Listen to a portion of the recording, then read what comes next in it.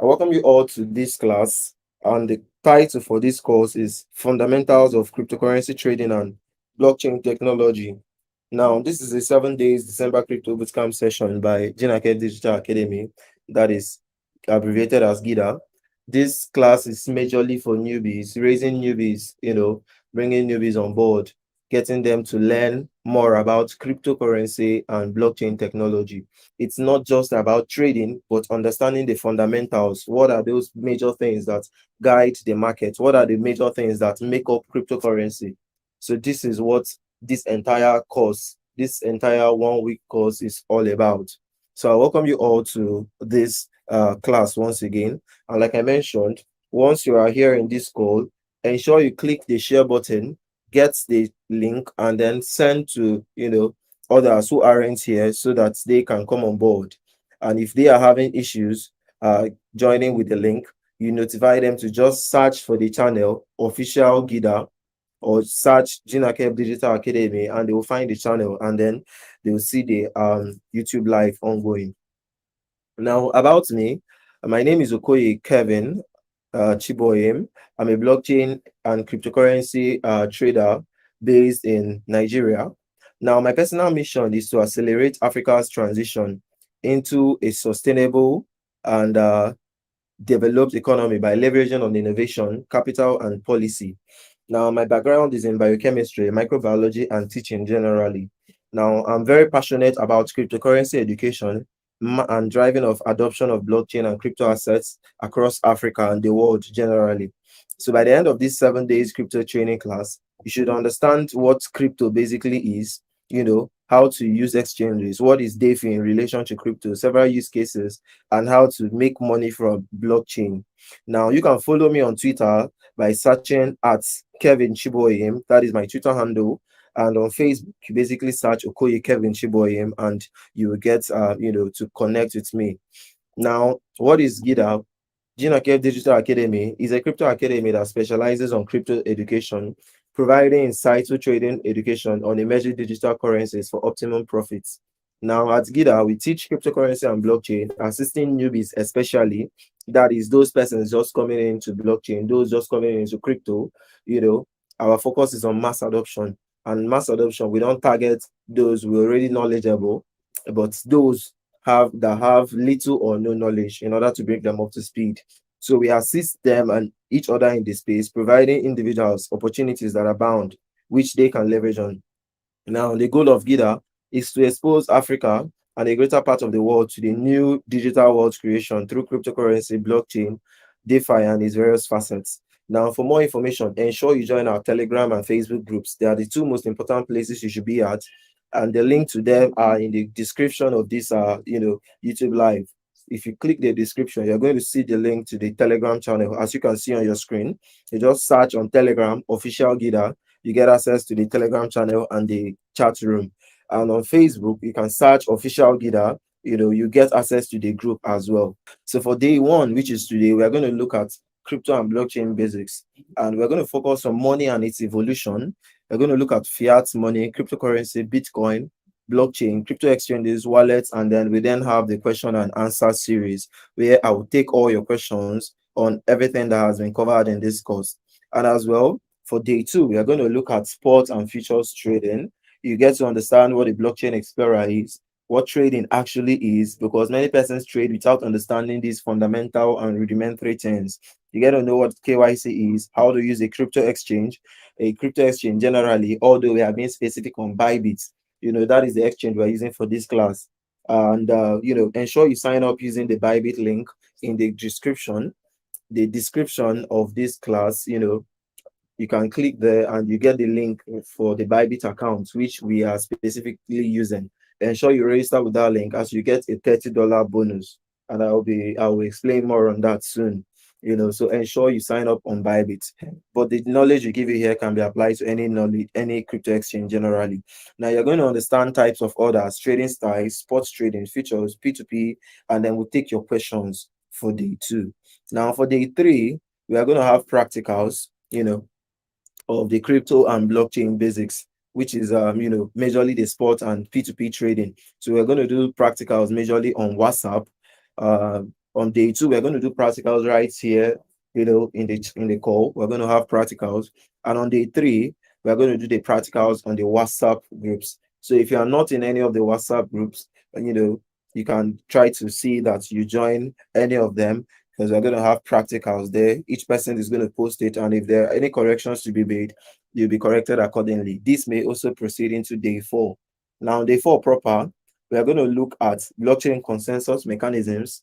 We're going to look at cryptocurrency mining, getting to understand what crypto mining is all about, as many people, tend to fall into scams, because of cryptocurrency mining. So we are going to use that day to talk about cryptocurrency mining, airdrops and bounties, and then the necessary tools you need for airdrops hunting, and how to actually make good money from airdrops. Because airdrops are one of the ways to make good money from crypto. Then we take the question and answers.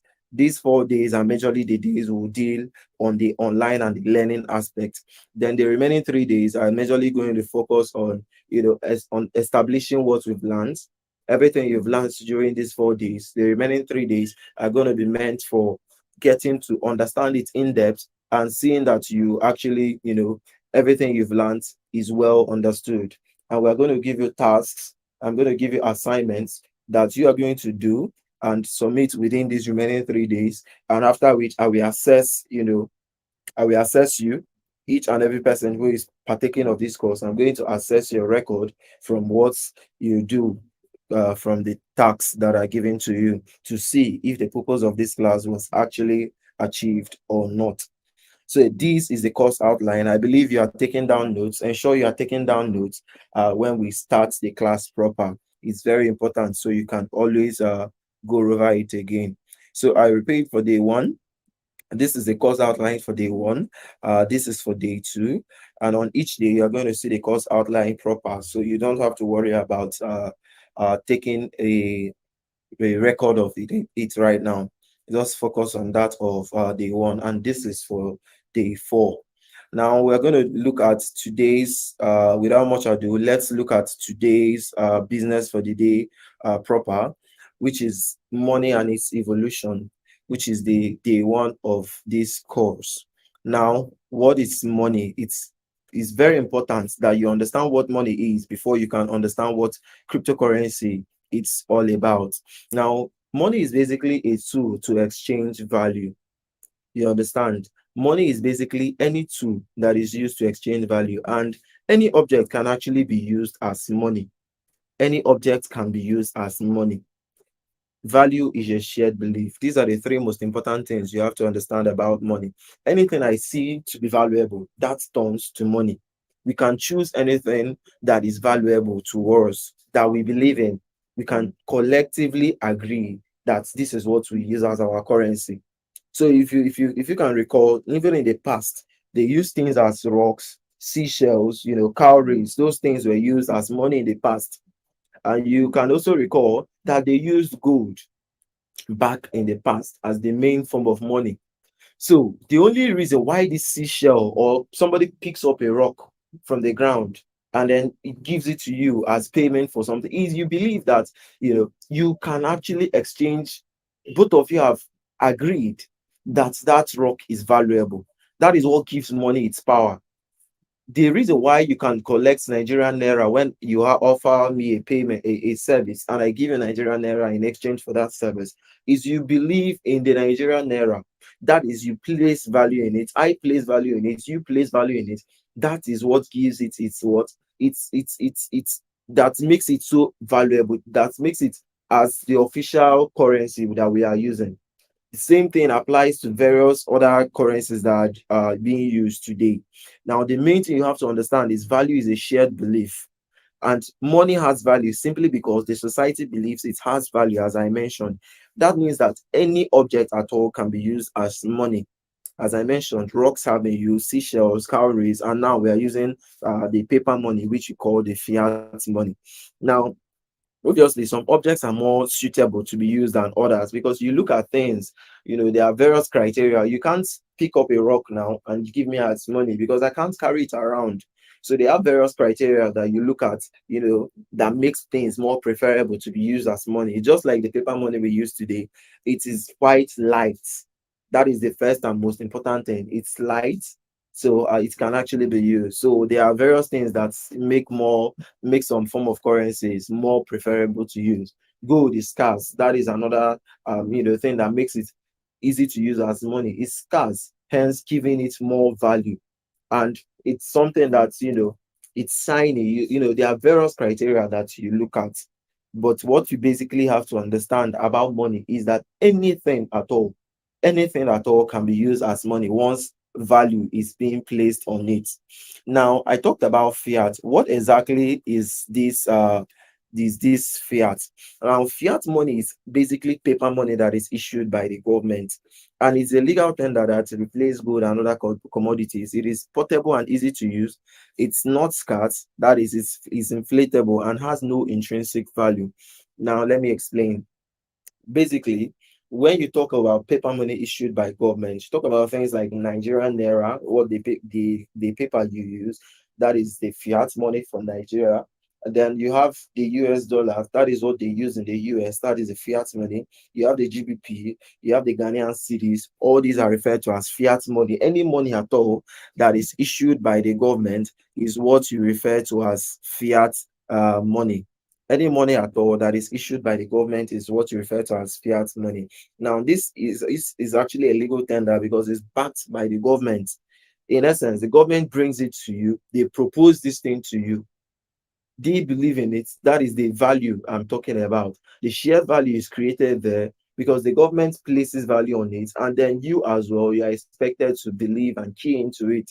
So it is actually money, and is a legal tender that replaced gold and other commodities that were used in the past. It is portable and easy to use, and it is not scarce, which is one of the main reasons that fiat money isn't so enjoyable. It is not scarce. That is, it can be printed over and over. You hear things like the printer goes bra. What does that mean? It means that they print money at ease and at any time they wish. That is a central bank. You know. Now, let's talk about cryptocurrency, comparing it to fiat money.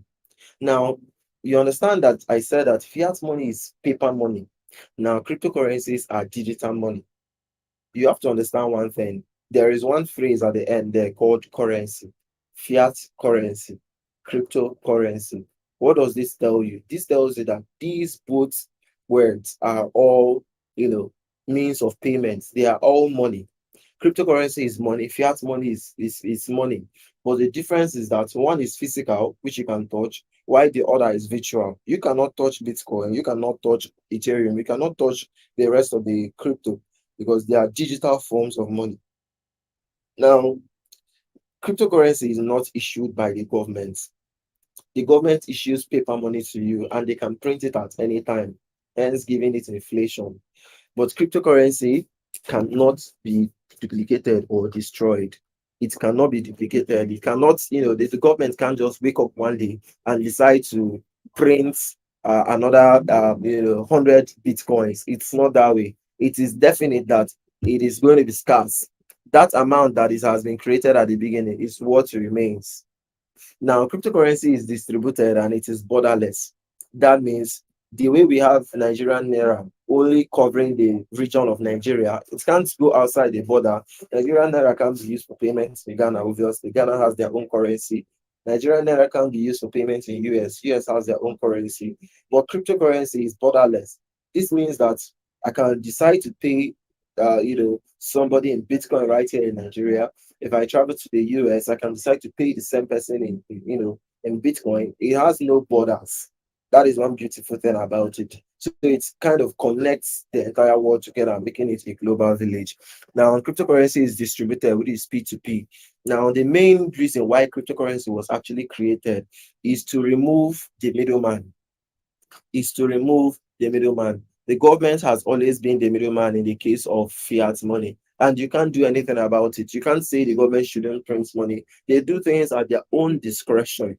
That is one thing that cryptocurrency aims to solve. It removes the government entirely and puts just the individual people that are interacting. That is all referred to as peer-to-peer or P2P.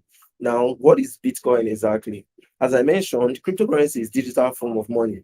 So Bitcoin is the first cryptocurrency that was ever created. Now, Bitcoin was created in 2009 by Satoshi Nakamoto. So it was the first ever cryptocurrency. That was the white paper of Bitcoin, actually was released by Satoshi in an email in 2018. But properly, it was created in 2008 rather. But properly, Bitcoin was created in 2009. So Bitcoin is the first cryptocurrency. Now, cryptocurrency is protected by cryptography, like I mentioned. That is a technology that makes it secure and safe, such that it cannot be hacked and things as that. Now, Bitcoin is transparent because it has enough security and you can see things as they occur. Just like a fiat money, you can't, some certain transactions can't be accounted for. You know, take for instance, the government workers, those people in power, they decide to, for instance, they are funding some projects you don't know about. They take out money from the government coffers. You can't actually track such transaction except they tell you. That is when you get to know uh that something like this has ever occurred. But in the case of Bitcoin, it's transparent because everybody has access to it. If there is any transaction you want to track, it's very, very easy for you to track. All you basically need to do is go to the blockchain explorer. So things are more transparent with Bitcoin and cryptocurrencies. Now, as I mentioned, cryptocurrency cannot be duplicated or destroyed. That means more of it cannot be printed. That means that it is scarce. And all these features are inherent in Bitcoin. Bitcoin is scarce. It cannot be duplicated at any time. Now, it is distributed or peer-to-peer. That means there is no middleman, and that means it is open source. It's not hidden. There is no middleman that controls things. And then take for instance the banks as a middleman. You don't know how things are done in the bank. All you basically know is you deposit money.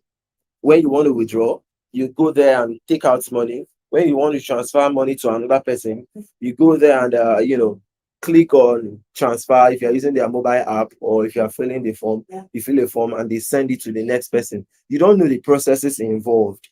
But in the case of Bitcoin, you are allowed to know the processes involved. The middleman effect there is removed. In the case of crypto, it is open source, such that everybody has an access to viewing how things are done. If there is any negative thing or anything that is not right, everybody also has access to it.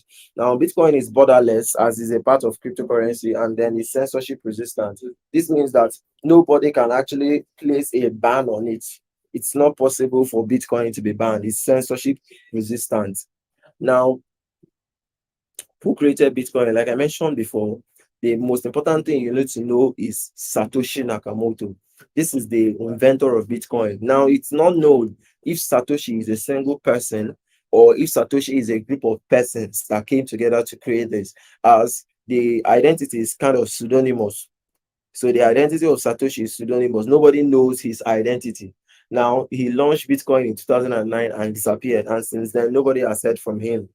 All he basically did, as at is believed to be a he, as at the time, most it's believed to be a he most of the time, or it could be a group of persons as well. Nobody actually knows. But what we basically know is Satoshi created the idea of cryptocurrencies by launching Bitcoin, which was the first cryptocurrency. Now, what was the issue that Satoshi found out that made him want to create Bitcoin? That was the issue of double spend. Two issues actually. That one of the issues was decentralization was much, so he wanted to push for decentralization. When I talk about centralization basically means things being controlled by another person, such that you don't have access. Take just as the example I mentioned before, take the banking sector as a case study. You can't see how things are done at the bank. All you basically know is the peripheral, that is the general overview, but you don't know how things are done in depth. So it's kind of centralized. And these banks, they have servers that they work with.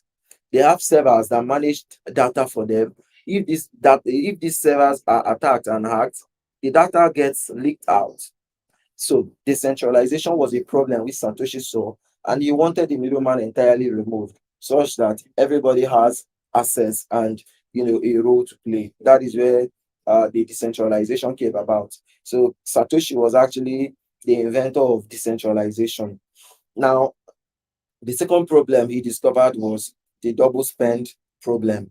The double spend problem was actually a major issue that made Satoshi to want to invent something that will solve this. What I mean by double spend, to fully understand that concept, you take, let me give you an instance. Now, take for instance, you try to pay a bill using your bank app. Have you ever noticed that at times you make payments and it gets reversed? Say you're selling a service, you're selling to a product, and somebody actually requests for that product. You deliver the service or the product, and the person makes payment. After a few days or after some hours, the phone gets transferred back to that person. And that is the double spend problem. It's a problem because you can actually get cheated because of that double spend problem, although it is not your fault. And neither is it the fault of the person that is actually interacting with you. So this problem was inherent at the time, and that was what made Satoshi to create the solution, the perfect solution to this problem called Bitcoin.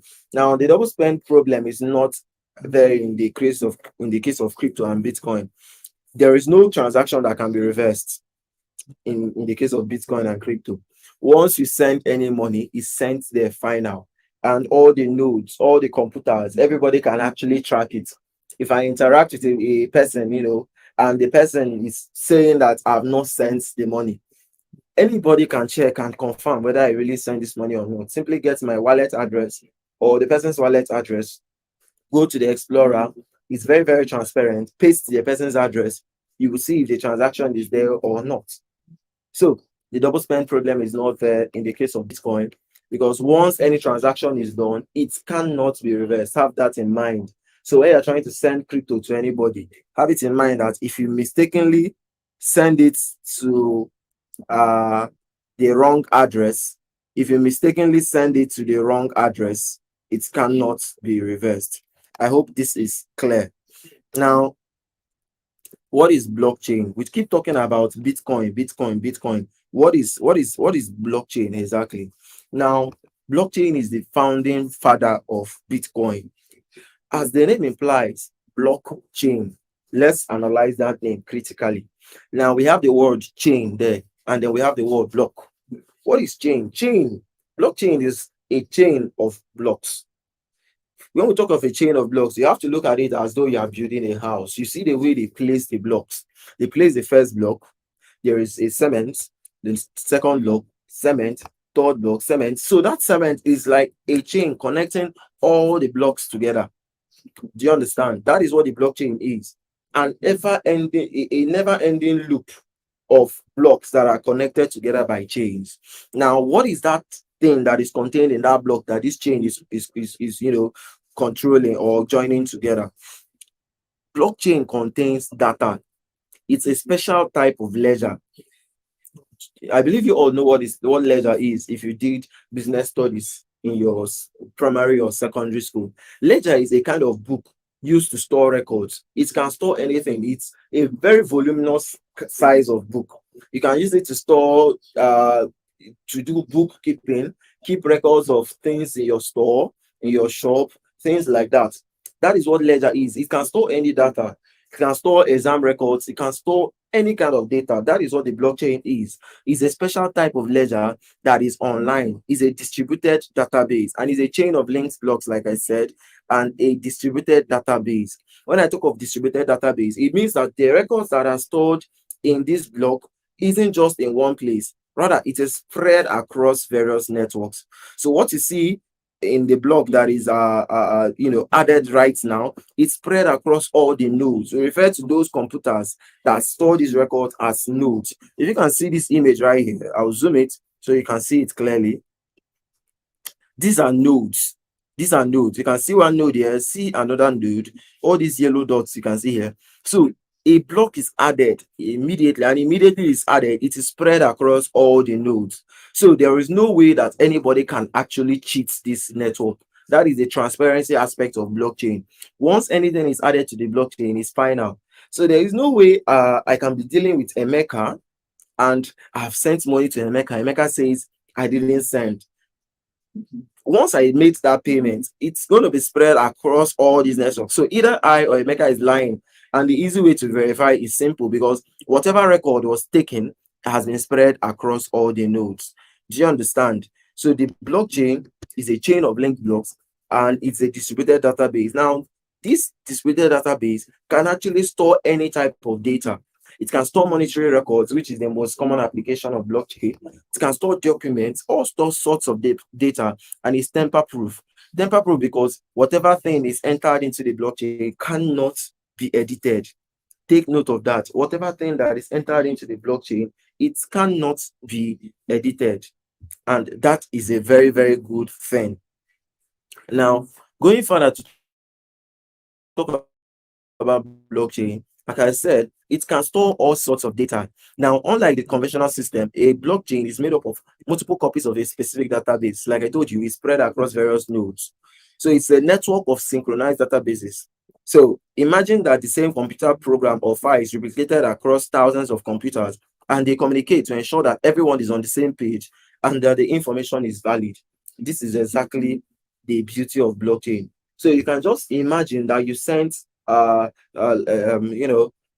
example is you sent say a file to your Google Drive. Immediately it's getting to your Google Drive, it is then spread across various Google Drives.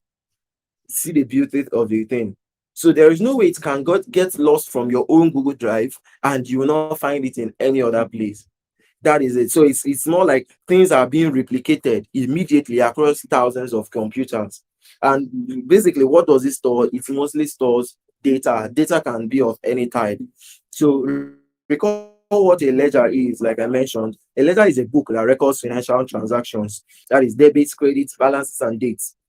But in the case of blockchain, it is special because it can be used to record and transact any kind of digital data. So it's not only money.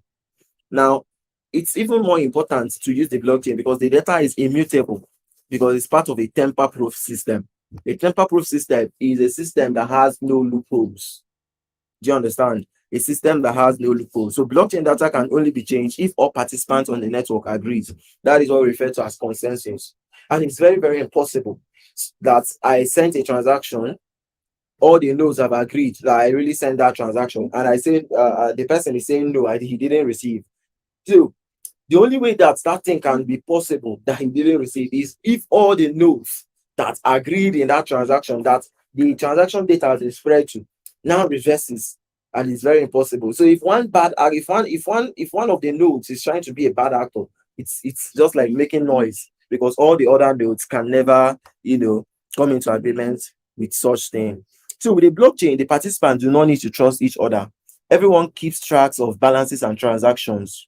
Now, what if anyone tries to cheat the system? So, like I mentioned, everyone keeps tracks of balances and transactions. That means it is transparent. You can actually track it even if you are not the initiator of the program. So, a transaction is made right here, and say we have a bad actor. A transaction is made right here, and then it is spread across all the nodes. It is spread across all the nodes. As you can see, this is what we refer to as blockchain. This is blockchain in a pictorial representation. This is the block, and this is the chain linking to the next block. Now, one thing you should know is the first block in the blockchain is called the Genesis block. Have that at the back of your mind. Take that down if you are taking down notes. The first block of the blockchain is called the Genesis block. So let's assume that this is our Genesis block. Now, it's linked to the next block, and that way. Now, imagine that we have one bad actor, this guy you are seeing on red. So a transaction is made and then it's spread across all the nodes. And this guy is saying he didn't receive the money. He didn't receive his transaction. All you basically need to do is come and see whether all the other nodes are in agreement that he received. Then it's basically going to tell you that this guy is lying. So you don't even have to pay attention to him.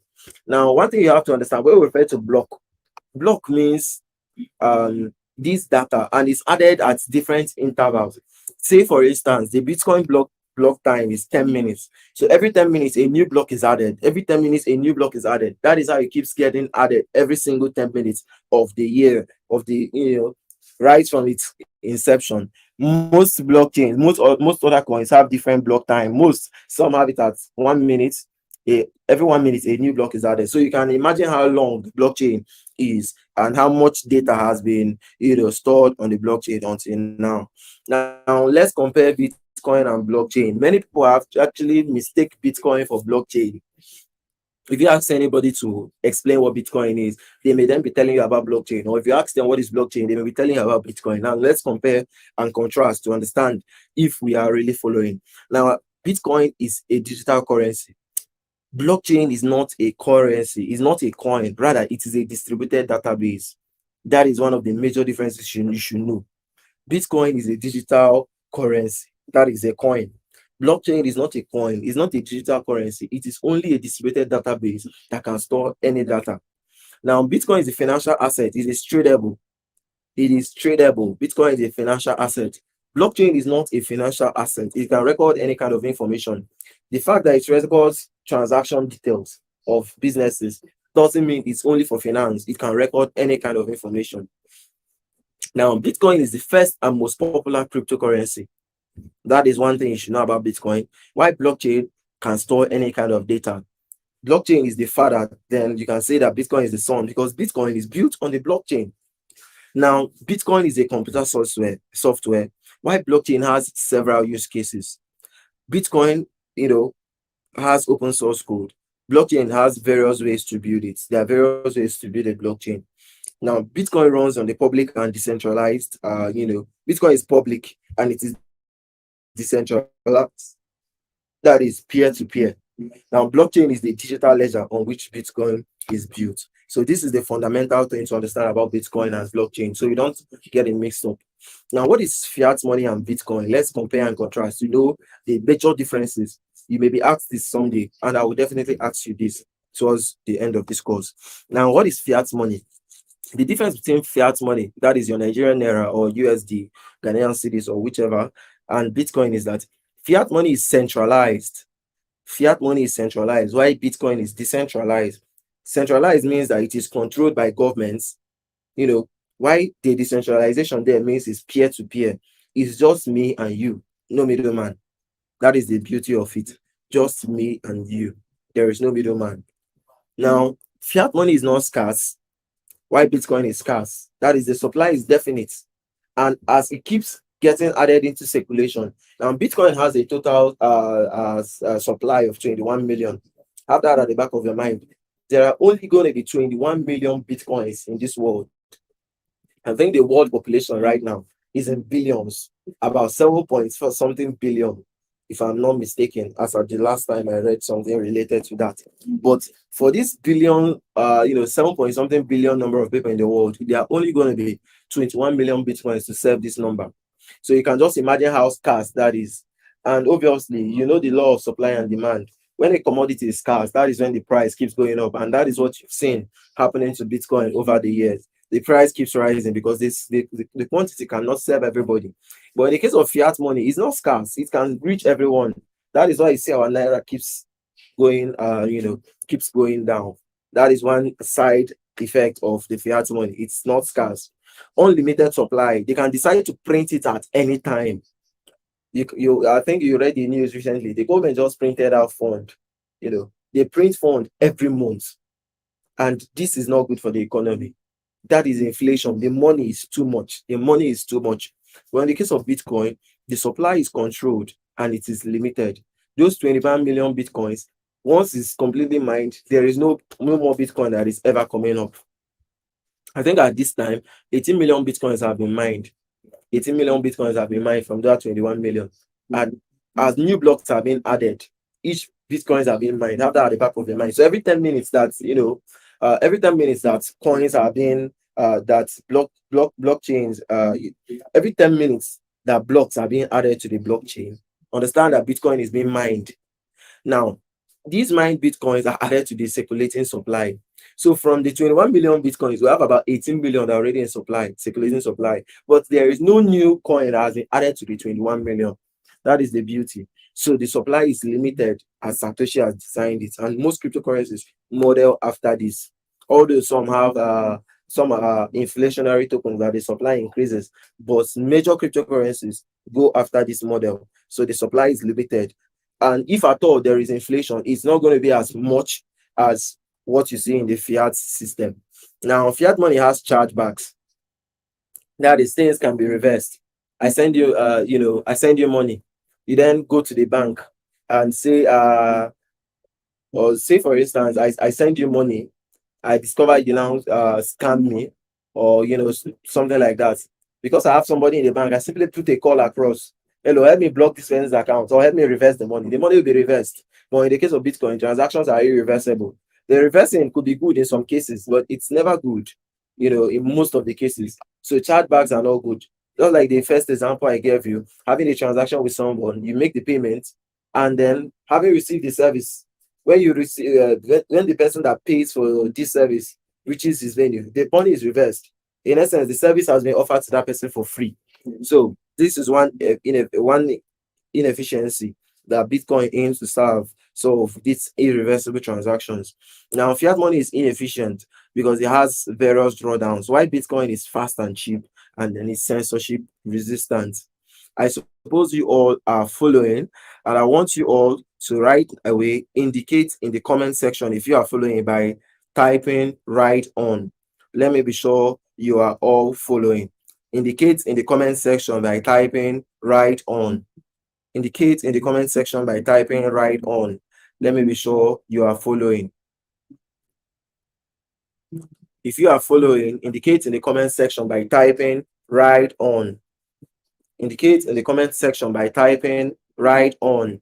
Let me be sure you all are following. Typing right on. If you are following, indicate in the comment section by typing right on. Awesome. You all are following. Great. That's awesome. I can see your comments. I can see your comments. That's awesome. So let's us proceed. Now let's talk about blockchain use cases. I told you that the blockchain has various applications beyond trading. It has various applications beyond trading. That trading is just one out of the many applications of blockchain, or things that relate to money. Trading relates to money. So it's just one out of the many applications. But there are other applications of blockchain technology. Now, the major applications are remittance, which is the aspect which trading and buying and selling of coins comes in. Remittance is basically for making of payments.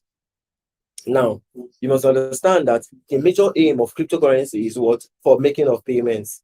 Satoshi created this to remove the middleman and then give you access to do your things real time. You can then make transfers, use it to pay for services without the middleman being there.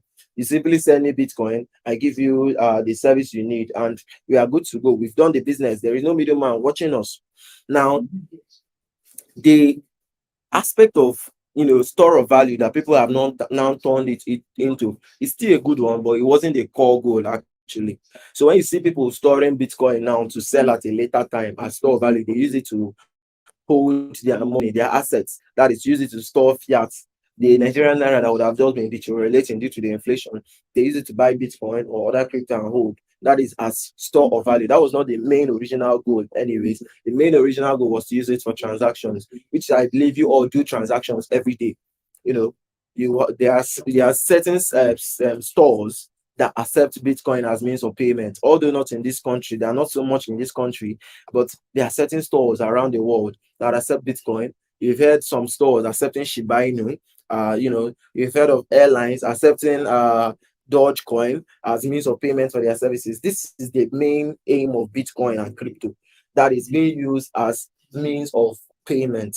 That was the main aim, and that's where remittance falls under. So using it to pay for goods and services, remitting funds, transferring funds from one country to the other very easily and very fast.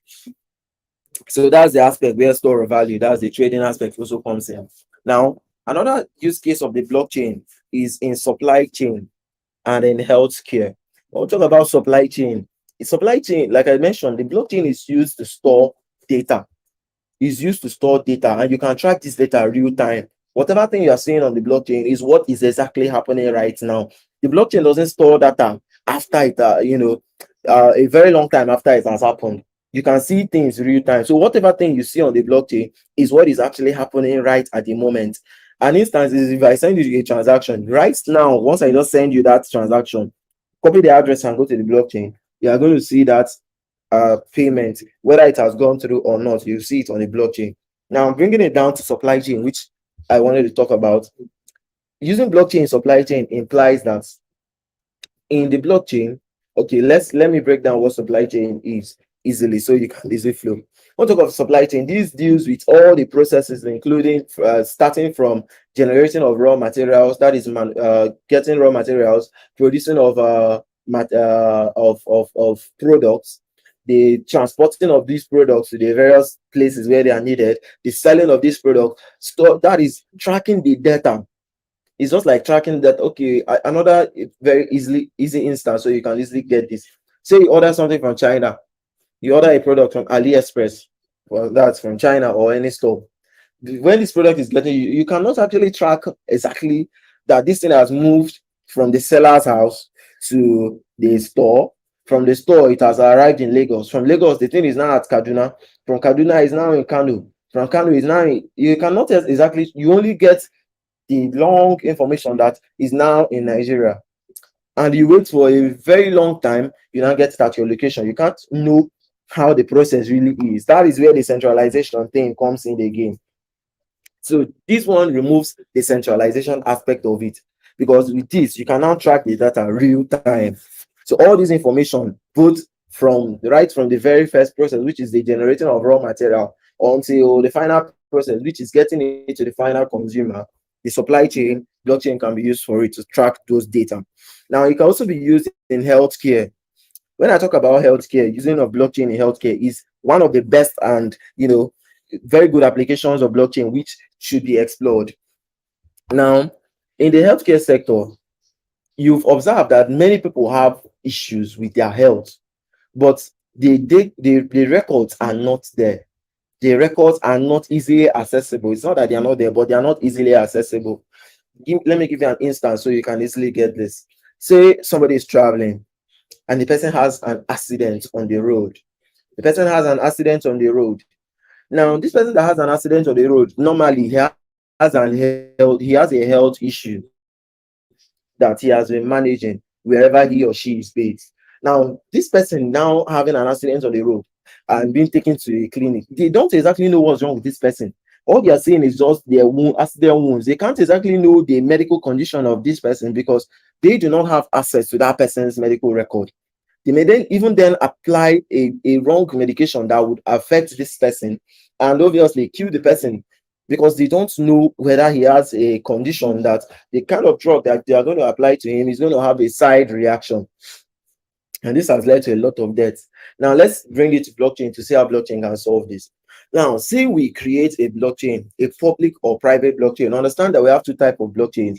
We have the public blockchain and the private blockchain, something like the hyperledger, in which the Inera is built on. All those are the private blockchain. Now, let's talk about the public blockchain, for instance. Okay, say we build a public blockchain for the healthcare sector. And then we decide that everybody's data is going to be on this blockchain. And then we give everybody a blockchain ID. A blockchain ID. Say my blockchain ID is Kevin, for instance. So on this blockchain explorer, if I have an accident, God forbid anyways, but if I have an accident and they need to know my data, my medical record, all they basically need to do is visit the blockchain explorer, enter my blockchain ID, and once you enter my blockchain ID, you then see all the records. The doctor now sees all the records. It's best to do this on a private blockchain, so it can only be accessible to those in the medical field, but it can also be done on the public blockchain. This way, you see that accident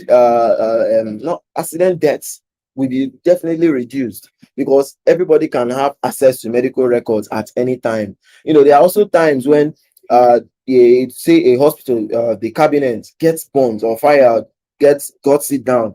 They cannot actually know where exactly they stop, because most of them are not even online, or rather they may have these records in their own computers or in their own servers, and the servers get bombed or the computers get crashed. That is the end of it. But on the blockchain is there forever. And one beautiful thing about this using blockchain in healthcare is that any record cannot be tampered. In the case of country Nigeria, where politicians always have things like when they are going for politics, they always say of this person complaining of medical issue, this and that. With the blockchain, we can actually track their medical data. So we always produce the best out of the best, coming vying for political posts. So you see that with the blockchain, and they cannot edit it. So if it is written that you have pneumonia on the blockchain right from day one, when you're vying for a political post, there is no way you can change it because data on the blockchain is final. So you see that it has also eliminated a lot of most of the corruption issues that we have. So the application of blockchain in healthcare is one field that has not been fully explored, but it has lots of potential. So this is just one out of many applications. Now, other use cases can also be in charity. Now, let me give you an instance to get this also. Now, we have many orphanage homes in Nigeria. Okay, we have many orphanage homes. Now, say you want to donate to these orphanage homes. How can you exactly track that this money has reached the people you wish that it reaches? We have scenarios where people that manage orphanages and charity homes, or all these kind of foundations, they tend to spend the money that people give them on themselves. The money immediately send it to their accounts. That's the end of it. Now, using blockchain to solve this is the best way, because you can actually track this immediately. The money, so it's just like using it in the supply chain. You send the money. Okay, say they have their wallet address, or say a customized wallet address. So say they have the wallet address, you send the money. You can get their own wallet address and track where this money is being sent to. When you send the money to their Nigerian bank, whatever happens, you cannot have access to it again, because the centralized aspect is what now has access. If you decide to send it from the foundation account to your own personal account, you don't know what happened. All you basically know is they say thank you and we have sent it to the children. That's it. But on the blockchain, you can actually track where your money is going into. So if your money is sent from address 1 to address 2, from that blockchain explorer, you can actually see what's happening. From address 1, you've seen it going to address 2. From address 2, if it's sent to address 3, on the blockchain explorer, you've seen it. And all these wallet addresses are public. So you can, because this is a charity organization, they do their things publicly. So you can also track where the money is going into. You can track whether this money is going into payment for food. There are stores that provide services that collect crypto as means of payment. So when you make payment to these people and the money goes, you track it from on the blockchain explorer, from address 1 goes to address 2 to address 3, and it reaches the coffers of these people that provide food for these children. You see that the purpose is achieved. But when the blockchain is not there, when the blockchain is not there, once you make that payment, that's the end of it. So blockchain can be applied in charity. Now, in governance and voting as well, I've mentioned this example multiple times, but I will also mention it now so you can easily get it. We can use blockchain in governance and voting, a very, very transparent election. An instance is this. Say we have two people that are vying for post of a post. This can be at the national level, state level, even at institutions, in schools, workplaces. This can be applied, blockchain in governance and voting. So say we have two persons that are vying for a post, a political post, say president, for instance. Using the blockchain in voting means that we create a utility token for everybody within that network. Say this is a workplace, or say this is a community, a local community. And this local community has 100,000 persons in that community. We're going to create a coin that is a utility token. When I mean utility tokens are tokens that have a purpose for its being created. You use it as service. It has a service that it renders. So we create a utility token called a governance token, obviously, for this purpose of voting. Now, we know that we have 100 persons in that community. So we create 100,000 tokens. And each of these tokens is being sent to one person. So everybody has his own wallet address. 100,000 wallet addresses, we distribute these 100,000 tokens to them. Now, when the election is being held, how is this going to happen? These two people that are vying for this post, we are going to create two wallet addresses for them. We'll call this person A, and call this person B. So person A has wallet address A, person B has wallet address what? B. Now, these two wallet addresses are on the blockchain, so you can track it real time. So on the election day, there is no need for the long queue.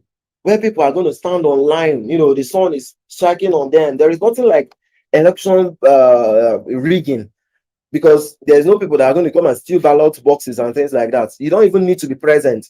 All you basically need to do is have your wallet address and you're good to go. Now, to cast your vote, if you want to vote for person A, you send your coin to person A wallet address. If you want to vote for person B, you send your coin to person B's wallet address. Once you send your coin to person B's wallet address, it's going to be increasing. So if one person sends, it's going to be 1, then 2, then 3, then 4, then 50, 100. That way, person A as well is going to be increasing. So we can stay at home and track the election real time. Stay at home and track the election real time. And there's nothing like rigging, or there's not, everything is transparent. This is one of the best ways that INEC can actually apply. It has already been used in many countries, specific organizations anyway, not for national election. But this is one of the applications of the blockchain that is mind-blowing. There is nothing like, no trust, because everybody is going to trust the process. It's very, very transparent, because you can access the data real time. The INEC always has access to the data alone. And, if you are not careful, they may also manipulate it. But election and voting on blockchain, you see that it's very transparent. This is where we hear about governance tokens. When you have any exchange or DEX creating a governance token, majorly used for this voting process. Okay, so we have it in Internet of Things, that's IoT, decentralized finance, dApps, and gaming. These applications of the blockchain are mind-blowing. I would want you to right now to comment in the comment section, that's in the chat section, which of these applications of the blockchain do you think is among the best, or which of them is the one that blows off your mind more from everything I've said so far? I'll be looking at the comment section. This is meant to be an interactive section, although I'm the one talking, but I want everybody to actively participate. So from these blockchain use cases, applications of the blockchain, from remittance, supply chain, healthcare, charity, governance, which of these interests you more, or you think this is where we get it right with the blockchain? So I'll be looking at the comment section in a bit. Which of these applications of blockchain is the best for you? Which of these applications of the blockchain interests you more? From most of these applications of blockchain I've mentioned, which of these interests you more? So I'm looking at the comment section right away.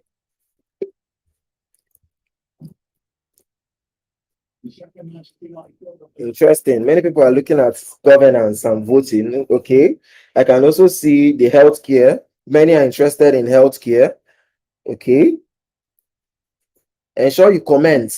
Ensure you engage. This is meant to be an interactive session. Which of these applications of blockchain is the best for you? Which one are you most interested in? Which of these applications of blockchain? Interesting. I'm seeing Internet of Things, governance and voting. Interesting. Ensure you comment what you think.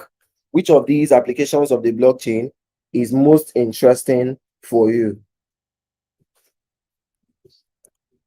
Okay, yeah, one person said governance and voting because it reduces corruption to the barest minimum. There is no corruption there, right? There is no corruption there at all. There is no corruption at all in the voting system. Ensure you've liked this video, this live stream. Ensure you like the video to give us a thumbs up, and make sure you subscribe. Don't forget. While we continue.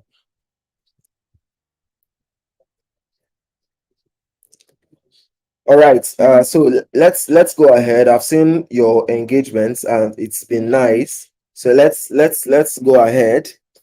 Now, this is just an explanation basically of what I mentioned earlier. Now let's look at it in details. Blockchain use cases, which is the first, which is remittance. So this remittance actually can be defined as a transfer of money to a distant location. Take note of that keyword, distant location. Remittance is transfer of money to a distant location, usually between individuals that live in different countries. So in most cases, it consists of an immigrant worker sending money home to their country. Just like you have people, your family members that are from Nigeria, but they they live in other countries. So these people are sending money home. This is where you can talk of it as remittance.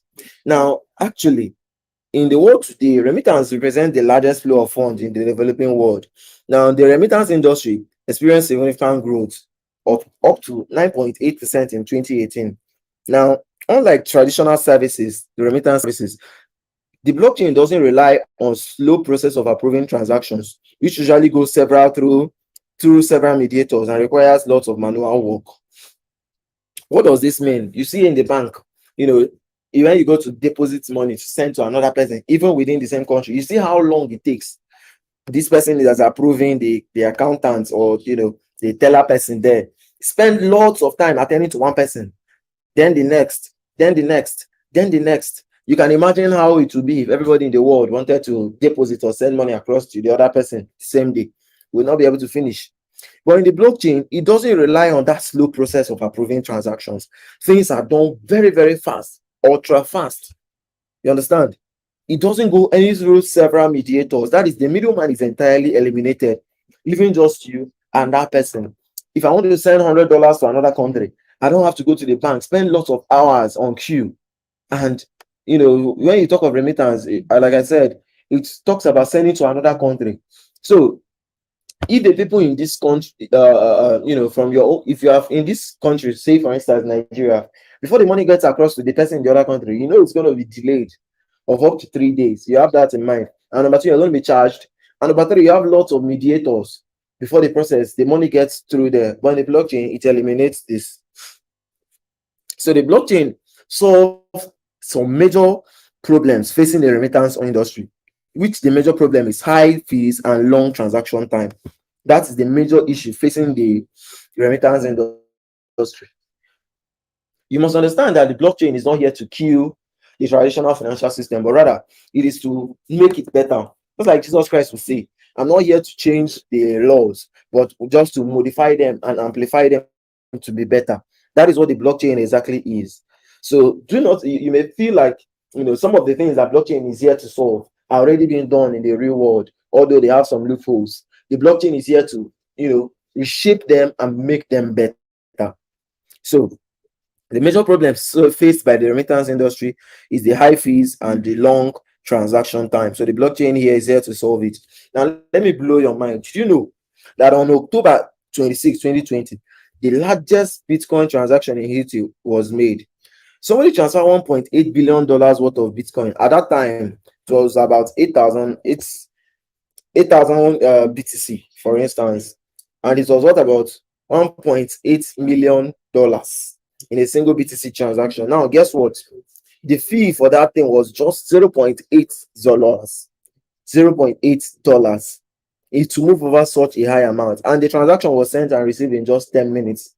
Now, you can imagine how much this is. $1.8 million as at this time in 2020. I was there that day, October 26th, when this transaction happened. I checked it on the Explorer. Just $0.8, even less than $1 to send this amount of money. Now imagine you are doing this in Nigeria. You have the what do they call it, cashless transaction fee. Once your transaction goes above 500,000, the charge is 3% and 2% and all those percentages. The money this person is sending, $1.8 million, they would have charged him $1.8 million. Let's check calculator to get how much it is in Nigeria. Then you can estimate how much this person is spending. So $1.8 million times 560. This is like this is one. Oh my god, this is not trillion. This is trillion of naira, something trillion, about 1 trillion or so. Now this person sending this money is going to spend about 7% of that amount on transaction fees if you were using the traditional banking system. But you can see how much this person sent, and the fee was just $0.8, and it took just 10 minutes. There is nothing like EFCC flagging your account for sending a high amount of money. There is nothing like it being delayed, especially if you're sending it to another country, which usually takes 3 days before it gets processed. There is no middleman approving transaction, calling you up and down. Why do you have this high amount of money in your account? Why are you transacting such high volume? Everything is done transparently. So this is one thing you should know. A very, very crucial thing that happened in crypto that tells you the difference between crypto payments and then the traditional payments. Now, Like I mentioned, banks charge about 7% for remittance, and it takes approximately 3 days to get delivered. Now, worldwide remittances, that is everything relating to money transfer worldwide, made about $689 billion in 2018. They made $689 billion. Why? So 7% of this amount is 48 billion. So they have every transfer that people have made as of 2018 was 689 billion. Now the transaction fees that these guys charged was about $48 billion, not naira, $48 billion as the transaction fee that these people charge, 7% of this. So you can see the difference between using blockchain to do your payments and using the traditional financial system. Now, using the blockchain, it costs approximately $1 in fees and approximately 30 to 90 minutes in processing time. Now, some people may argue that using Bitcoin to transfer now is not ideal. It depends on the blockchain network. Understand that there are many cryptocurrencies in the world. Do you understand? And some are usually their main goal of creating it, that is the use case or utility I mentioned, is towards solving the transaction fee issue. So we have some coins that are store of value like Bitcoin. We don't use them for transaction, depending on the blockchain network. While some blockchain networks are optimized, to produce low transaction fees. So the argument most we give that the blockchain fees is even higher is very, very invalid if you compare it to the traditional financial system. So you can use BNB, there are various Ripple, XLM, there are various cryptocurrencies that you can use to make your payments. Do you understand? Now, we've talked about supply chain, so we don't need to spend much time on that. Just this, looking at this will give you what it basically means. The supply chain is a network of people and businesses creating and distributing products or services. Now, the problem supply chain has is lack of efficiency and transparency. So most people will not be transparent. Things are not straightforward in the supply chain. They tell you we've moved and we are at Lagos, but we are still at the location where they started. But when it's on the blockchain, you can actually view these things real time. And then blockchain in supply chain actually solves, it has a tamper-proof database, cannot be hacked. It's customizable to your own test, secure and transparent, less intermediaries, just like it does with the remittance. There are less intermediaries, thus making it faster, less amount of fraud, reduce labor work, and then reduce costs. In the healthcare, I've already given an instance to explain that. So that is the application of blockchain in the healthcare sector. If you've been following up to this time, and have understood everything about the blockchain, indicates in the comment section that I understand. Please write on. I want to be sure you all are following.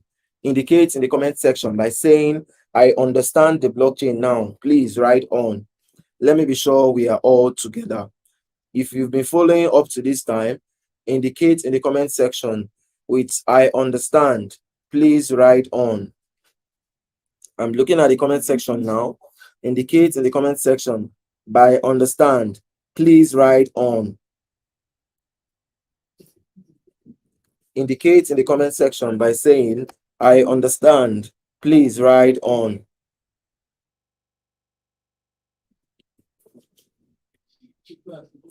I want to be sure you all understand this. If you've understood up to this moment, indicate in the chat section by saying, I understand. Please write on. Okay, I'm seeing your responses. Awesome, awesome, awesome. Ensure that you've liked this live stream. Give us a thumbs up. Click the like icon and make sure you subscribe to this channel. Very, very important. So you are notified. Click the like button and like this video while we proceed. Ensure you indicate I understand. Please write on. If you are watching this live stream and your video is not clear, what you should do is click the wheel icon, that settings icon, and choose the highest figure there, which is 750p, 720p rather. So make sure your video is clear. If your video is not clear, what you are basically to do, click on the wheel icon, that thing that looks like a gear icon rather, that's the settings icon to set your video to be clear. Click on it and then select 720p. Awesome, awesome, awesome. I've seen everybody saying I understand, please write on. So let's proceed. Now let's talk about, this is all about blockchain and crypto. So I believe everybody has basic and fundamental knowledge, even if you're a total newbie, as at this time you'll be able to understand what blockchain really is and how it relates with crypto and various applications of blockchain. As you know, the blockchain is the father, while Bitcoin, crypto, remittance, every other thing, healthcare are the children. So there are various applications of it. Now let's talk about cryptocurrency exchanges proper. Now we've talked about crypto, you know, and I told you crypto are store of value. Crypto are used for payments. Crypto has, I told you most of the features of crypto. Now, where can you get access to this crypto? Where can you get access to this cryptocurrency? How can you get started? Now, that is where we talk about cryptocurrency exchanges. Now, cryptocurrency exchanges are platforms that facilitates the trading of currencies for other assets. So this is more like a marketplace. So in theory, cryptocurrency exchanges act as an intermediary between a buyer and a seller, and then they make commission towards through listing of tokens, transaction fees, and withdrawal fees. Do you understand? Take it. Let me give you an instance so you can also flow very easily. This is like a marketplace. What is a marketplace? If you visit the market always, what the marketplace does is that it connects the buyers and the sellers together. Anybody that visits the market is either going to buy or going to sell. So that is what the cryptocurrency exchange is a marketplace that connects the buyers and the sellers together. So anybody that is visiting the cryptocurrency exchange is going there to either to buy or to sell. Now, how do these guys make their money?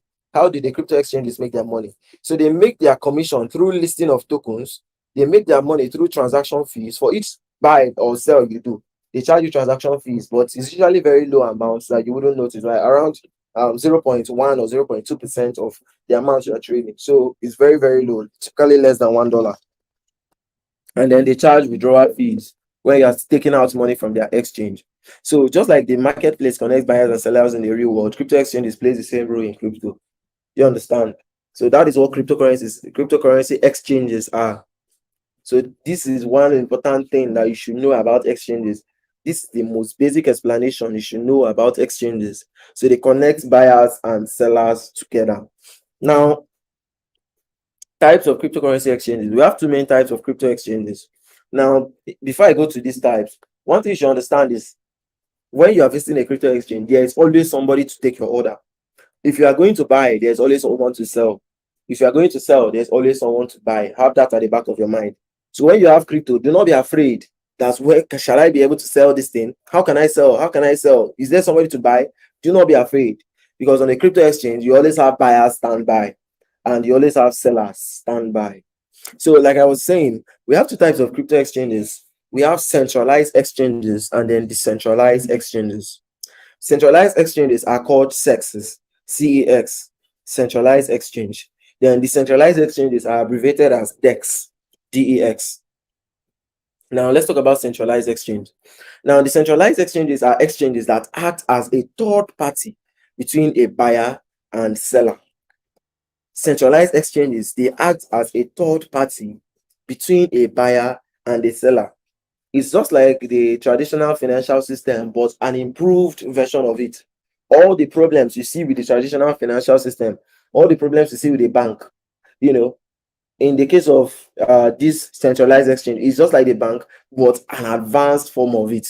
Do you understand? That solves most of those issues and is also more transparent than the bank, actually, because you can also view records using the blockchain explorer. Now, on centralized exchanges, you have to create an account with them. This is how you can know a centralized exchange. Nobody needs to tell you which one is centralized and which one is decentralized. How you can know them is an exchange that requires you to create an account using your email address or phone number and then a password. They require you to do your KYC and then you stick with all their rules. Now, they provide you with a hot wallet for each coin. They store your funds in their cold wallet. We'll explain the type of wallet soon. They process your deposits, withdrawals, and inquiries. They can also suspend or ban a user who breaches their terms. For instance, they say they don't offer service to people in the US, and then you are from the US. They can ban you. It's there within their rights. You understand? So centralized exchanges are more like the banks, but a more advanced form of it. So if you are signing up on any exchange that requires you enter your sign up with your email address or phone number and password, and then when you sign up, you do your KYC. That's know your customer. You stick with their rules. They give you a wallet. For each coin, you have your Bitcoin wallet, the Ethereum wallet, everything. So that's the centralized exchange. Now, many people rely, many people want ease of operation, ease of use. That's what the centralized exchange brings to you. So when you prefer ease of operation and ease of use, centralized exchanges is there for you. So examples of sex are things like Binance, OKX, Bybit, Hotbit. If you use any of these exchanges and using these features, you can be able to know them. So they are all centralized exchanges. Now let's talk about decentralized exchanges. Now, decentralized exchanges allows users to execute peer-to-peer transactions without the need for a third party or an intermediary. Do you understand? The decentralized exchanges allows users to execute peer-to-peer transactions without the need for a third party or an intermediary. They can be accessed using the browsers of most non-custodial wallets like Trust Wallet, Token Pocket, SafePal, etc. Understand this. Trust Wallet is not a decentralized exchange. I see many people doing that mistake. If I ask, they come to me, I have a token to sell. I ask you, where is your wallet? Where did you buy it? Say Trust Wallet. You didn't buy it from Trust Wallet. Trust Wallet is just a non-custodial wallet. Take note of this. Make sure you write it down. I believe you all have been taking notes, right? Very important. I will ask you to send screenshot of your notes. Take note of what I've highlighted. Non-custodial wallet. Non-custodial wallet. Trust Wallet is a non-custodial wallet. It's just a wallet that provides you with Bitcoin, Ethereum, and the rest. Then it has a browser in it. In that browser, that's where you then access browsers of the non-custodial wallet. Same thing applies to SafePal. SafePal is not a DEX. It only has a non-custodial wallet. It's a non-custodial wallet which allows you to access, a browser. It allows you to access the decentralized exchanges using the browsers. So the decentralized exchanges just connects you peer-to-peer with, you with another person to trade. You don't need a middleman. Now, the year 2021 has seen a great increase in number of DEX users, majorly due to DEFI boom. Example of decentralized exchanges are things like PancakeSwap. If you have ever used PancakeSwap, it's a decentralized exchange. How you can know them is they don't require you to sign up with your email address and password. All you basically need to do is visit there, connect your wallet, and boom, you are good to trade. That is decentralized exchange. So they don't control your phone. You control your phones. They just provide an interface for you. So PancakeSwap, Uniswap, OpenOcean, 1inch, and the rest are all examples of decentralized exchanges. Now let's compare SEX and DEX so you can get the difference very well and get the similarities. In a centralized exchange, you are not in charge of your funds. They control it for you. While in a decentralized exchange, you are in charge. What that basically means is if you want access to your fund in a centralized exchange, you have to request for withdrawal. You put your email address, your password, you log in, visit their withdrawal, put your security, all those kind of things. You are not in charge. But in a decentralized exchange, once you just connect to that decentralized exchange in the browser, connect your wallet, you can easily trade because the fund is in your wallet.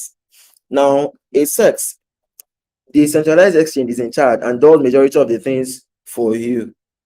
This is not meant to be here. So they do majority of the things for you. Why in a DEX, there is no middleman. You do everything yourself and you are responsible. Anything that goes wrong, you are responsible. Now, in a centralized exchange, you have to send your phone to the exchange in order to be part of and trade on that exchange. You know what's called the order book, which is where you trade. We'll talk about that tomorrow, I suppose. So for you to trade in that exchange, you have to send your own fund to that exchange. That's you send it to that exchange. You simply connect your wallet address directly and trade.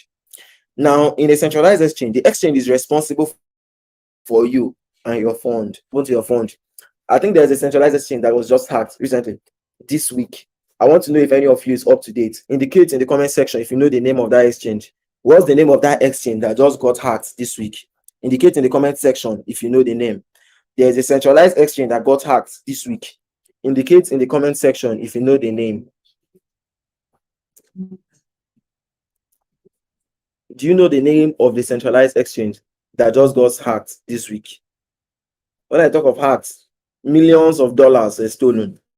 No, it's not Bybit. It's not Hotbit either. I'm looking at your comments. It's not Bybit and it's not Hotbit. It's George has gotten it. George. The name of the exchange is Bitmart. That's a centralized exchange that got hacked this week. Bitmart. So they are in control of your fund, and anything can happen to it. Like I said, anything can happen to your money in that centralized. Yes, I'm seeing your responses. Very good. Bitmart. I've seen it. Many of you have gotten it. Yes, Abigail, I can see your response. Vivian. Yeah, Bitmart is the name of that exchange. So anything can happen to your fund, but in a DEX, you are in charge. Anything happen to your fund, you are on your own. Nobody is there for you. In a centralized exchange, some of them have insurance. Last year, KuCoin was hacked in 2020, late last year, around September. They stole about $220 million, but there was insurance anyways. So most of the centralized exchanges, they have that issue of being hacked. They have the issue of being hacked, but that doesn't stop you from using them. Main thing is when you are using centralization, don't have it at the back of your mind that they are the one in control of your fund, that anything can happen. And before I use any centralized exchange, there are various criteria I look at. The first criteria is the security. I go and do in-depth research. I don't just put my fund anywhere. And if at all, I know it can be hacked as well. I want to see what can you do when you're hacked. I want to see if you have insurance. So most of the exchanges have insurance. Why some don't have insurance? So before you use any centralized exchange, make sure you research to be sure they have insurance. For instance, Binance was hacked, or also, yes, Binance that you use has been hacked. I think in 2017, 2018, thereabout. They saw about 5,000 bitcoins. Bitmart was hacked this year. KuCoin was hacked last year. I've mentioned that already. So these things happen. So that's the difference between SEX and DEX. So in SEX, in case of a hack, if they are covered by insurance, your funds aren't lost. You'll be refunded. But in the DEX, you are on your own because you never ever gave them your phone. The phone is in your wallet. So if your wallet is hacked, your funds are lost forever. Now let's talk about cryptocurrency wallets. Now, what is a wallet? A crypto wallet is a tool that you can use to interact with a blockchain network. Understand this. I didn't say a crypto wallet is a wallet that you can use to store coins. No, it's a tool that you can use to interact with the blockchain network. It's a tool that you can use to interact with a blockchain network. Also, it's a place where you can store your crypto, just as you will store fiat in your wallet. You can use it to store your wallet and then interact with the blockchain network. When I talk about interact with the blockchain network, means you can use that crypto wallet, majorly the non-custodial ones anyways, to interact with the blockchain network as, making trade on DEX, connect it in the browser and trade. So it's not just for storing coins like Trust Wallet, but you can use that wallet as well to connect to the blockchain network. Now, we have three main groups of these cryptocurrency wallets. The first group is the software wallet. We have the hardware wallet, and then we've got the paper wallet. We've got the software wallet, we've got the hardware wallet, and then we've got the paper wallet. Now, depending on their mechanisms, we can also have what we refer to as hot or cold wallets. Take this down. I hope you are taking notes. Take this note of these 5 types. First type is software. Make sure you write it down. I hope you are taking notes. I will ask you very soon. Make sure you are taking this down. We've got the software wallet. We've got the software wallet. We've got the hardware wallet. And then we've got the paper wallet. Make sure you are taking notes. Make sure you are taking notes.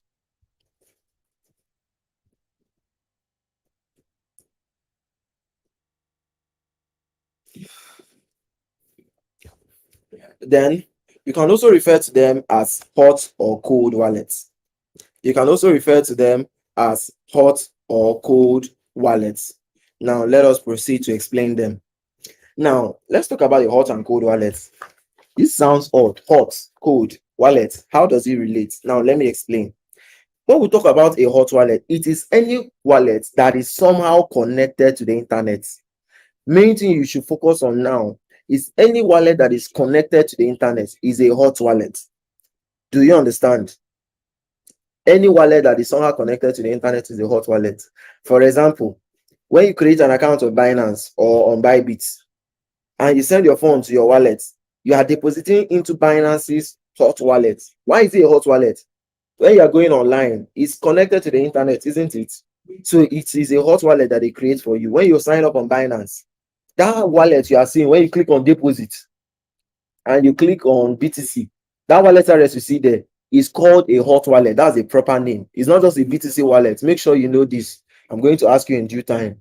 It's called a hot wallet because it's online. So these wallets are quite easy to set up.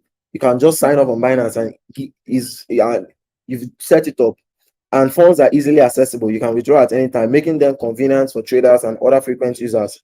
So if I ask you at any time, what is the most convenient wallet for traders and frequent users? The name is what? Hot wallet.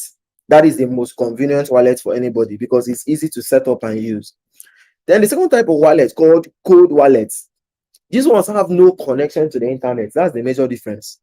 Hot wallets are connected to the internet somehow, whether they are apps in your phone, they are still cold wallets. They are still hot wallets rather. Then cold wallets have no connection to the internet. Instead, they use a physical medium. Physical. They use a physical medium to store the keys offline, making them resistant to online hacking attempts. This method is known as cold storage and particularly suitable for long-term investors. Let me zoom this so you can see it clearly. So this is a software wallet. Software wallet is the one that you sign up on Binance, they give you. You sign up on Trust Wallet, they give you. All these are connected to the what? To the internet, because using the internet to access it, and you refer to them as what? Hot wallets. Now these are cold wallets. Example is hardware wallets and paper wallets. Paper wallet is a wallet that you write on paper. You write your seed phrase, everything on paper. You store it. It's a wallet because with that seed phrase, anybody can access it. Then hardware wallets. I will explain this anyways. So understand the main difference. Hardware wallets are connected to the internet, while cold wallets are not connected to the internet. Now let's talk about software wallets. Software wallets come in many different types. Each is its own unique characteristics. Now most of them are connected to the internet. Some of them are connected to the internet. You get them on also. Examples are the ones you get on exchanges, Binance, OKX, KuCoin, Bybit, the rest. Trust wallets, token pockets, safe file, all of them are what? Software wallets. And what type of wallet is a software wallet? Reply in the comment section ASAP. Let me see if you have been following. A software wallet is what type of wallet? Is it a hot or cold wallet? A software wallet, is it a hot or cold wallet? Reply ASAP. Let me see if you are following. A software wallet, what type of wallet is it called? Reply in the comment section. I'm looking at the comment section right now. A software wallet, what type of wallet is it called? I'm looking at the comment section right now. A software wallet, what type of wallet is it called? Awesome.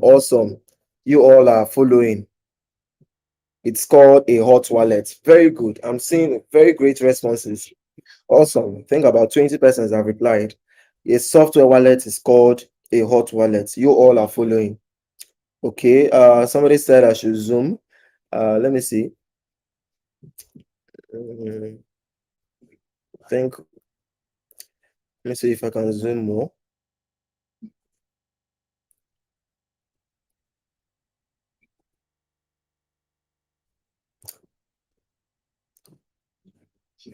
I think this is the boldest I can do.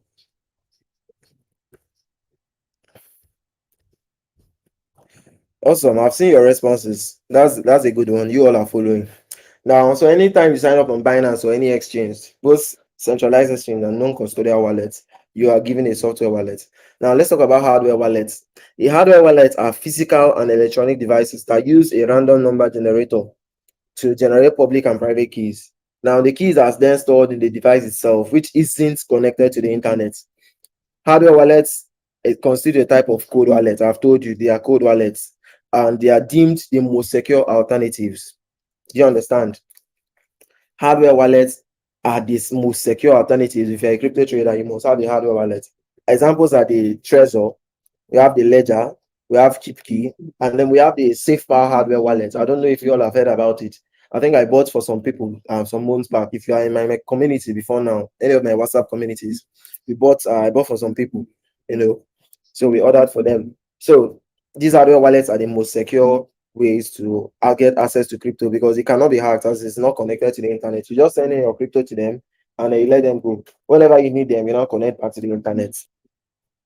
But the hardware, the software wallet is always connected, even if you are not logging into your Binance. Binance itself is operating, isn't it? So it's still connected.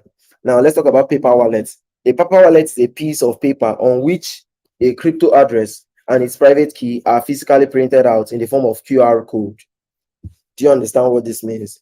You print out your crypto wallet address and its private key in the form of QR code. You could also just write it down on paper. So these codes can be scanned to execute cryptocurrency transactions. So it's very safe. You know what's a QR code? So you know the same way you have wallet address that can be, you can have them in QR code. You can also have private key in QR code. So if I have a wallet address and I don't want it connected to the internet, basically what I do is sending my crypto to them. Whenever I want to use them, I simply just scan that QR code on that paper and I do my transaction without having to log in or have any fear of any hacking attempt. So they are very good means of using money. But the thing is that they are not suitable for sending funds partially, but it's entire balance at once. Most of them require you send it at once, send all the money there.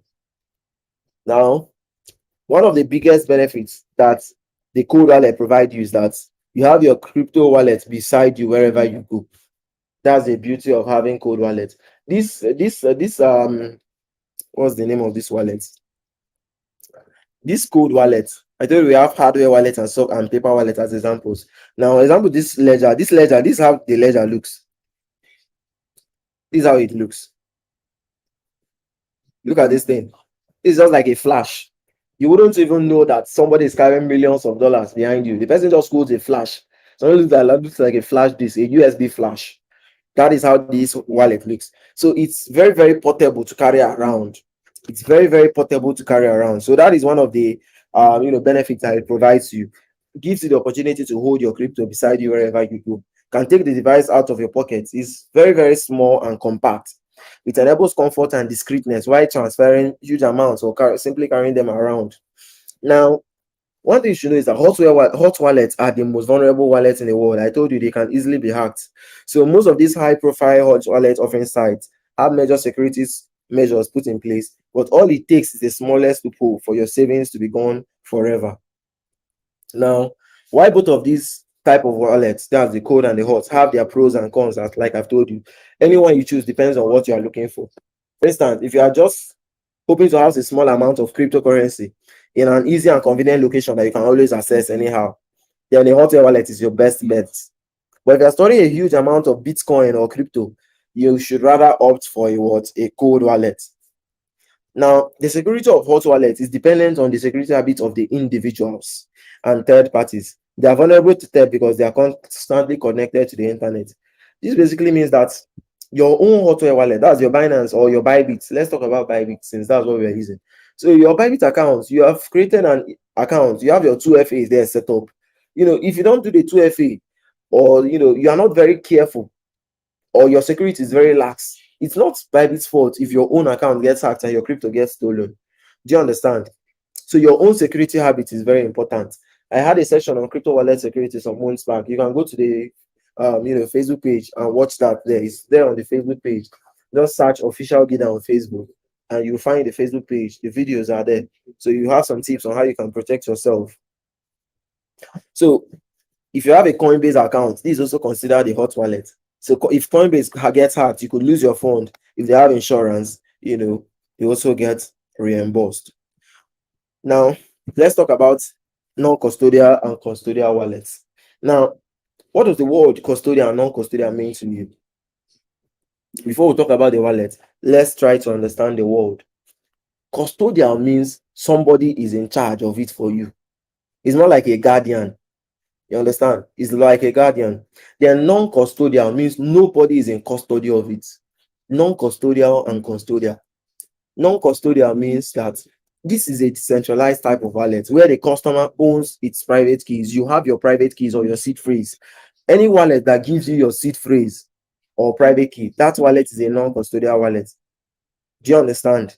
So the user gets a file with the private keys and needs to write down a mnemonic phrase with which you'll be able to restore your funds. If you lose that wallet, you can use that mnemonic phrase or private key to restore that fund. So those type of wallets are called private keys. So having these private keys means that you have full control over your funds. This sounds good, Abby, but full control of your fund means that you are the only one responsible. So if anything happens and your private key gets mismanaged, your phone gets lost and you are on your own. So examples of non-custodial wallets are things like Trust Wallet, Token Pocket, IM Token, MetaMask. I believe you all here are using MetaMask. SafePal, all of them are all non-custodial wallets because you are the one in charge. Like I said, how you can know them is any wallet that just asks you to sign up. When you are signing up, they give you your seed phrase. That is a non-custodial wallet. Now let's talk about the custodial wallet. Custodial wallet is a type of digital wallet which keeps customers' private keys and provide backup and security for your assets. So in this case, they don't provide it to you, but they keep it themselves. Custodial wallets, like I said, keeps users' private keys on their side. Take note of it. Make sure you're writing it down. Take notes. Very, very important. So custodial wallet keeps users' private keys on their own side. Why do they do that? Is it to control your money? Actually, no. Custodial wallets strives to provide users with the most convenient way to store crypto. So they are providing these services for you, giving you best ways to store crypto. So some people seek secure and customer-friendly solutions, which can give them access to their assets at the touch of a button. So most of them really go with a custodial wallet. So anytime you are using an exchange, that provides a hot wallet for you. When we talk about hot wallet, I believe you know what it is now. So when you are using an exchange, know that what you have there is a hot wallet, and then it's a custodial wallet as well. So you can classify them under custodial wallet. So any wallet provided for you on exchanges like Bybit, Binance, OKX, Hotbit, Huobi, and the rest are all custodial wallets. Is this clear? Now, at this point, I think we've come to the end of today's class, and it's time for question and answers. And before the question and answers, what I want you to do by the end of this class is this. Go to Twitter, tweet about what you learned at this class on Twitter. Tag our official Twitter handle. Our official Twitter handle is follow at official GIDA on Twitter, official_GIDA. If you have not followed us yet, do that. Tag us and tell us what you learned in this class of today. That is the opening ceremony of this 7 days class. And you can also post about it in the Facebook group and on your Facebook profile as well. Use the hashtag GIDA. If you're posting on Facebook, on Twitter, do the hashtag GIDA at the end. If you're posting on Facebook, do the hashtag GIDA as well. Make sure you give me a good review if what you learned here was actually beneficial, and outline some of what you learned. Outline some of what you learned, and if you took notes, you can also attach screenshots of it. You can do this on your Facebook wall as well. So ensure you follow GIDA on Twitter at official GIDA, official_GIDA. Follow on Facebook. There is our Facebook page called at official GIDA, but the most important place you should be in is our Facebook group. So you just search official GIDA, or you go through this link. I'll post this link right now let me post these two links. The link to our YouTube, the link to our Telegram, and our Facebook group. Ensure you belong to these two groups. The link is now in the comment section. The links to those two are in the comment section right now. Just a minute. Let me.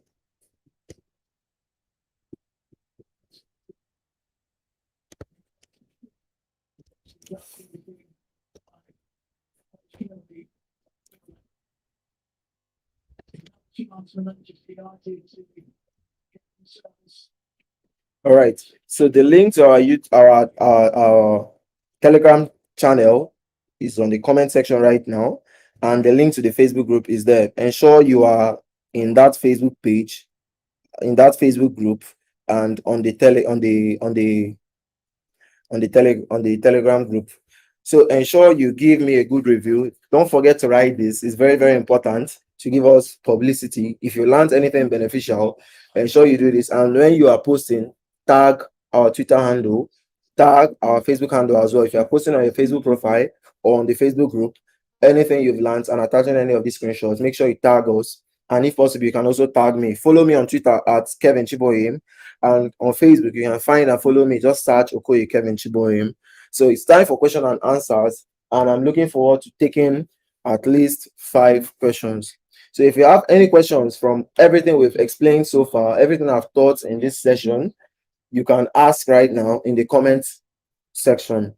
I'll be looking at the comment section in a minute. If you have any questions on what I've explained so far, do well to ask in the comment section. If not, I'll believe that everybody has actually understood it.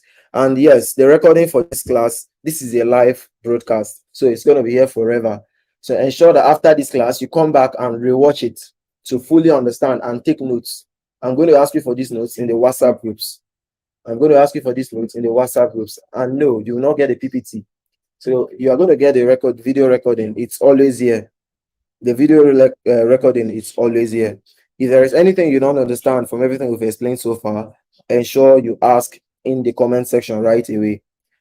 So I'll be looking at the comment section now. If there are any questions on all we've explained so far, do ask. And if it's all clear, you can just simply show your appreciation in the comment section and proceed to make the post.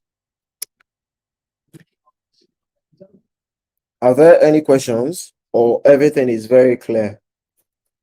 Are there any questions on everything we've explained so far? Okay, somebody said, please rephrase custodial wallets. Now, when we talk about custodial wallets, okay, I think we are done with screen sharing. When we talk about custodial wallets are, wallets that control things for you. Examples are hot wallets like Binance.